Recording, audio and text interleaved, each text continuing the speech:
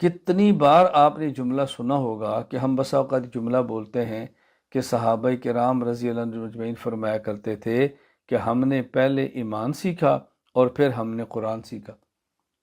صحابہ کرام فرماتے ہم نے پہلے ایمان سیکھا اور پھر ہم نے قرآن سیکھا۔ اب اس کا معنی کیا کیا کہ ابھی ہم قرآن پڑھنا شروع نہ کریں، ابھی ہم دین پڑھنا شروع نہ کریں، ابھی ہم مسائل پڑھنا شروع نہ کریں، جو کہ ابھی ہمارا ایمان مکمل نہیں ہوا، اب ایمان نہیں سیکھ سکے۔ اس کا مطلب سمجھ لیں، آج اگر کوئی شخص غیر مسلم ہمارے پاس آئے اور وہ کہے کہ میں مسلمان ہونا چاہتا ہوں، میں ایمان لینا چاہتا ہوں، ہم اس کو یہ نہیں کہیں گے کہ تم قرآن کریم پڑھو، تم یہ قرآنی قاعدہ پڑھو، تم یہ تجوید پڑھو، تم اپنے مخارج ٹھیک کرو۔ جی آپ ایمان قبول کرنا چاہتے ہیں، جی آپ پڑھو لا الہ الا اللہ محمد الرسول اللہ صلی اللہ علیہ وسلم۔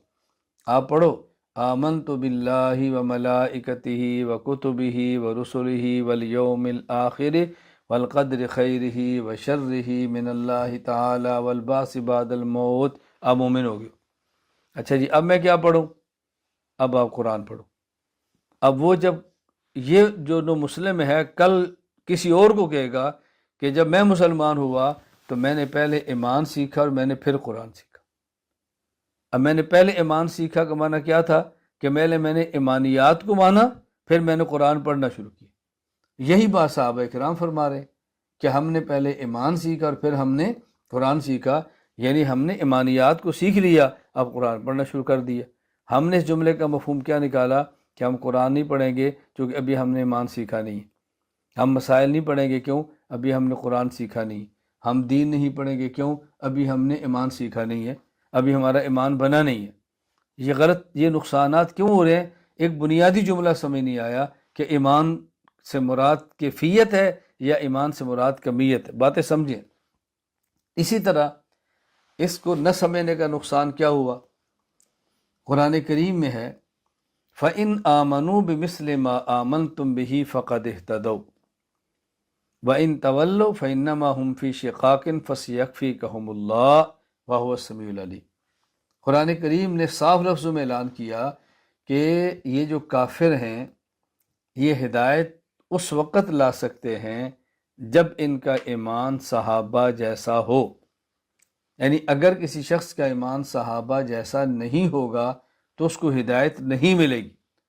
ہدایت تب ملے گی جب ایمان صحابہ جیسا ہوگا۔ اب دنیا میں کسی شخص سے سوال کرو جو مسلمان ہے اور جو دین کو سمجھنے کے دعوے کر رہا ہے، کسی سے پوچھو کیا اس دور میں صحابہ جیسا ایمان ہو سکتا ہے؟ تو ہر بندہ، میں نے جس سے بھی پوچھا تو اس نے یہی کہا جی نہیں۔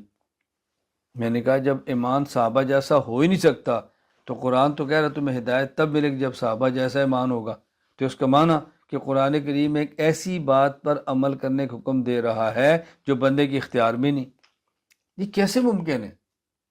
یہ کیسے ممکن ہے کہ قرآن ایک ایسی بات کا حکم دے، اللہ ایک ایسی بات کا حکم دے جو بندے کے اختیار میں نہ ہو؟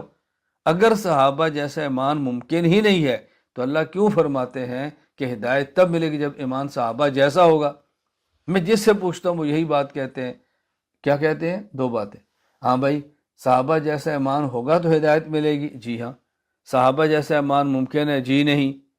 تو جب صحابہ جیسا ایمان ممکن ہی نہیں تو اللہ کیوں فرما رہے ہیں صحابہ جیسا ایمان ہوگا تو پھر ہدایت ملے گی؟ یہ غلط فہمی کیوں پیدا ہوئی؟ ایمان نام تھا عقائد کا، ایمان نام تھا ایمانیات کا، ہم نے ایمان نام سمجھ لیا کیفیات کا۔ اللہ تعالیٰ یہ سمجھا رہے ہیں کہ تمہیں ہدایت اس وقت ملے گی جب تم وہ تمام چیزیں مانو گے جو صحابہ کرام نے مانی ہیں رضی اللہ عنہ۔ جب تم اس تمام چیزیں مانو گے جو صحابہ کرام نے مانی ہے، فَإِنْ آمَنُوا بِمِثْلِ مَا آمَنْتُمْ بِهِ فَقَدْ اهْتَدَوْا۔ جب تک تم نے صحابہ جیسا ایمان نہیں لانا، کیا مانا؟ کہ جن چیزوں کو صحابہ نے مانا تم نے وہ سب چیزیں نہیں ماننی تو ہم تمہیں ہدایت یافتہ نہیں شمار کریں گے۔ جن چیزوں پر صحابہ ایمان لائے نہ تم ان میں کوئی ایک کم کر سکتے ہو اور نہ ہی تم اس میں کسی کا اضافہ کر سکتے ہو۔ وہ ساری مانو گے تو پھر ایمان قبول ہوگا۔ اب دیکھو بات کتنی واضح ہوگی۔ ایک ہے کہ جو پیغمبر کی صحبت کی برکت سے، پیغمبر کی صحبت کی برکت سے جو صحابہ کی کیفیت تھی وہ ہماری نہیں ہو سکتی، اور ایک ہے جن چیزوں کو صحابہ نے مانا تھا ان کو ہم مان سکتے ہیں اور ان سب کو ہم نے ماننا ہے، ورنہ مومن کیسے ہوں گے؟ نقصانات آپ دیکھ رہے ہیں، ایک لفظ کو سمجھنے کا کیا؟ اچھا ایک اور نقصان سمجھے، چوتھا، ہم بحمد اللہ تعالی اہل السنت والجماعت ہیں اور ہم حنفی ہیں، حضرت امام اعظم ابو حنیفہ رحمہ اللہ کے مقلد ہیں۔ یہ بات میں ڈنکے کی چوٹ پہ کہتا ہوں، اور یہ بات اعلانیہ کہتا ہوں، سر اٹھا کے کہتا ہوں، سر جھکا کے اور شرمندگی سے وہ کہتے ہیں کہ جن کو پتہ ہی نہیں امام حنیفہ کیا تھے، جن کو پتہ ہی نہیں حنفیت کیا ہے، جو آپ کے دلائل سے کوسوں دور ہیں، ان کو جھجک آتی ہے۔ جھجک کس بات کی ہے؟ کس بات کی جھجک ہے؟ ہم حنفی ہیں، امام ابو حنیفہ رحمہ اللہ کے مقلد ہیں، اور فقہ حنفی کو ہم اپناتے ہیں، کتنی آسان سی بات ہے۔ اب ایک بہت بڑا اعتراض اس دور میں کیا جاتا ہے، اعتراض کیا کرتے ہیں کہ جی حضرت امام اعظم ابو حنیفہ رحمۃ اللہ علیہ اپنی عقائد کی کتاب الفقہ الاکبر میں فرماتے ہیں ایمان اہل السماء والارض لا یزید ولا ینقص، کہ مومن کا ایمان نہ بڑھتا ہے نہ ہی کم ہوتا ہے، جبکہ یہ امام حنیفہ کی عبارت، یہ ان کا نظریہ، یہ قرآن کریم کے خلاف ہے۔ قرآن کریم میں اللہ تعالیٰ فرماتے ہیں کہ زادہم ایمانا، صحابہ کرام کا ایمان بڑھتا تھا، زادتہم ایمانا، جب آیات اترتی تو ایمان میں اضافہ ہوتا تھا، تو جب اضافہ ہونے کا معنی ہے کہ کمی بھی ہوتی تھی نا، تو قرآن سے اضافہ اور کمی ثابت ہو رہی ہے۔ امام حنیفہ فرماتا ہے نہ کم ہوتا ہے نہ زیادہ ہوتا ہے، تو یہ ابو حنیفہ کا عقیدہ قرآن کے خلاف ہے، تو ہم فوراً تذبذب کا شکار ہو جائیں گے، تسلسل کا شکار ہو جائیں گے، اور پھر پٹی کیسی پڑھائی جاتی ہے، آخر وہ بھی انسان تھے، ان سے بھی غلطی ہو سکتی ہے، جو صحیح بات ہے وہ قبول کر لیں، جو غلط بات ہے وہ چھوڑ دیں۔ یہ اتنی غلط بات کہ قرآن کے خلاف ہو، کسی شخص کا نظریہ قرآن کے خلاف ہو، وہ تو مومن ہی نہیں ہوتا، اس کو امام کہاں سے ماننا ہے؟ بات اچھی طرح ذہن نشین فرما لیں۔ جب یہ بنیاد آپ نے سمجھ لی کہ ایمان نام ہے عقائد کا، کمیت کا، ایمانیات کا، کیفیت الگ چیز ہے، اب ساری الجھنیں دور ہو گئیں کہ حضرت امام اعظم ابو حنیفہ رحمہ اللہ جو فرما رہے ہیں ایمان اہل السماء والارض لا یزید ولا ینقص، کہ مومن کا ایمان نہ بڑھتا ہے نہ کم ہوتا ہے، اس کا مراد ایمانیات، کمیت، مقدار، یعنی مومن ایسا نہیں ہوتا کہ کچھ چیزوں کو مان لے، کچھ کا اضافہ کر دے، کچھ کو چھوڑ دے، کچھ کا اضافہ کر دے، یعنی ایسا نہیں ہو سکتا کہ مومن کچھ چیزوں کا ایمانیات میں اضافہ کر دے، یا مومن کو ایمانیات میں کچھ چیزوں کا کم کر دے، ایسا نہیں ہوگا۔ مومن ہونے کے لیے تمام ایمانیات کو ماننا ضروری ہے، کسی ایک کی نہ کمی ہو سکتی ہے نہ کسی ایک کا اضافہ ہو سکتا ہے۔ اور جو قرآن کریم میں زادہم ایمانا، اور قرآن کریم میں زادہم ایمانا، زادت ایمان، اس کا معنی یہ ہے کہ ان کی ایمانی کیفیت بڑھتی تھی، کبھی اوپر کبھی نیچے۔